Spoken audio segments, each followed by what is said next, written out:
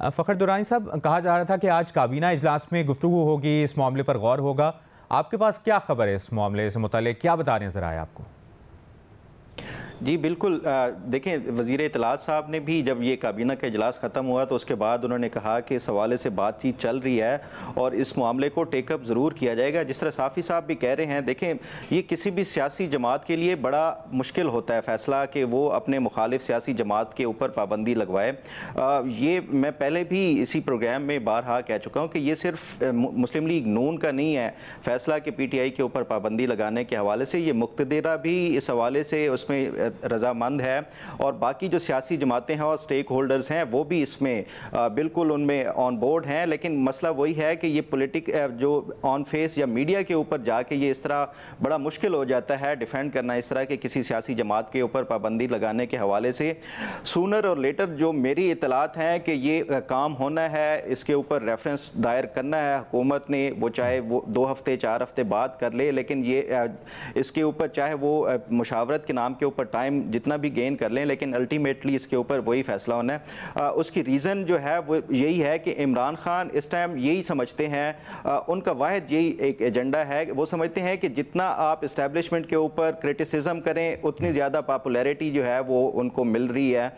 उसकी एक मैं आपको रिसेंट जो है वो मिसाल बताता हूँ कि ये जब अभी उसमें बाजोड़ में इलेक्शंस हुए तो जो PTI के रहनुमा थे वो इनसे मिलने गए इमरान खान से मुलाकात में, तो उन्होंने इमरान खान ने यही पूछा उनसे कि बाजोड़ इलेक्शंस में कौन जीत रहा है। जो PTI के अरकान थे उन्होंने ये बताया कि हमारा जो है वो PTI का जो रुकन है या उम्मीदवार है उसकी पोजीशन स्ट्रॉन्ग है, क्योंकि वो एक तो हमारा हुकूमत वहाँ पे है और वैसे भी ओवरऑल वो अच्छा है। तो इमरान खान ने उसी टाइम कहा था कि नहीं, ये नहीं जीतेंगे, ANP वाला जीतेगा, और उसकी रीज़न यही है कि वो इस्टेब्लिशमेंट के ऊपर ज़्यादा वहाँ पर जाके तनकीद कर रहा है, आप लोग नहीं कर रहे। तो इमरान खान को ये समझते हैं और यही बिलीव करते हैं कि शायद जितना आप इस्टेब्लिशमेंट के ऊपर आप ये इस तरह के अग्रेसिव वो लेंगे, जितनी ज़्यादा तनकीद करेंगे उनकी पॉपुलैरिटी में इजाफा होगा। तो इस सूरत हाल को देखते हुए मेरा ख्याल है अल्टीमेटली जिस तरह ये कह रहे हैं सलीम साफ़ी साहब भी, तो ये हुकूमत को भी ना चाहते हुए मेरा ख्याल है कि at the end of the day ये स्टेप लेना पड़ेगा।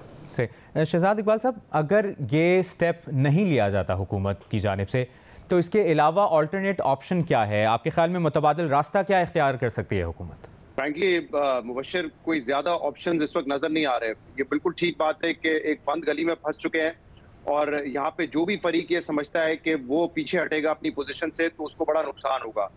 जाहिर सी बात है, पाक फौज एक बड़ा मजबूत इदारा है, ताकत उनके पास है, वो इस मौके पे पीछे हटेंगे तो उनकी एक कमजोरी साबित होगी। इमरान खान समझते हैं कि चाहे जो भी उनकी पार्टी के साथ सख्तियां हुई हो, लेकिन बहरहाल उससे उनको फायदा हुआ है, सियासी तौर पे वो ज्यादा मकबूल हुए। यहाँ पे अगर वो पूरी तरीके से पीछे हटते हैं तो फिर उनको इसका नुकसान होगा। तो इससे मुझे नहीं लगता कि बहुत ज्यादा ऑप्शन है। जैसे मैंने कहा, एक बातचीत का ही एक तरीका होता है और इवेंचुअली मुझे लगता है कि होना भी यही है। लेकिन सवाल ये है कि वो कब होगा और उस वक्त तक कितना इस रियासत का, इस मुल्क का नुकसान हो चुका होगा, ये मेरे ख्याल से बड़ों को सोचने की जरूरत है। लेकिन फिलहाल इसकी मुझे कोई इसकी राह नजर नहीं आ रही कि क्या हम उसके करीब हैं, क्या बातचीत हो सकती है, क्योंकि वो भी एक अनरियलिस्टिक चीज नजर आती है फिलहाल, क्योंकि जिस किस्म के इस वक्त हालात हैं। सही।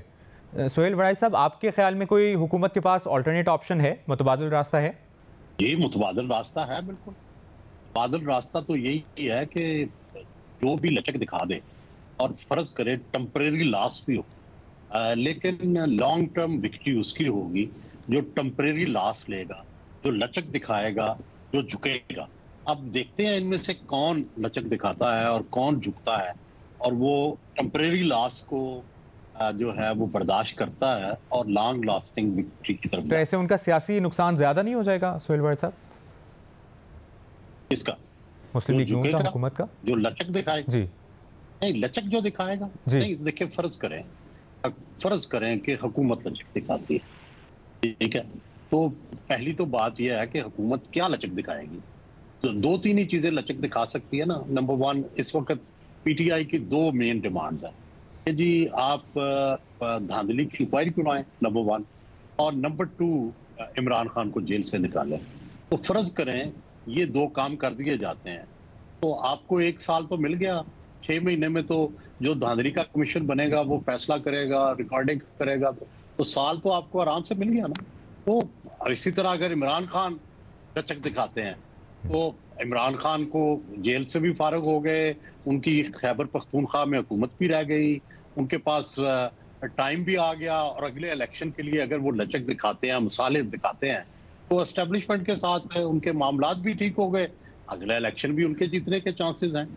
और अगर एस्टेब्लिशमेंट लचक दिखाती है तो उसके लिए भी रास्ते खुल जाएंगे। तो मेरा तो ख्याल है जो भी लचक दिखाएगा उसकी अल्टीमेटली विक्ट्री होगी। तो साफी साहब, आपको क्या लगता है कौन लचक दिखाएगा? यही तो मसला है कि अभी तक हर फरीक जो है वो बंद गली में नज़र आ रहा है और कोई फरीक भी लचक दिखाता हुआ नज़र नहीं आ रहा है, बल्कि लचक दिखाना उसके लिए मुश्किल से मुश्किल होता जा रहा है। सही।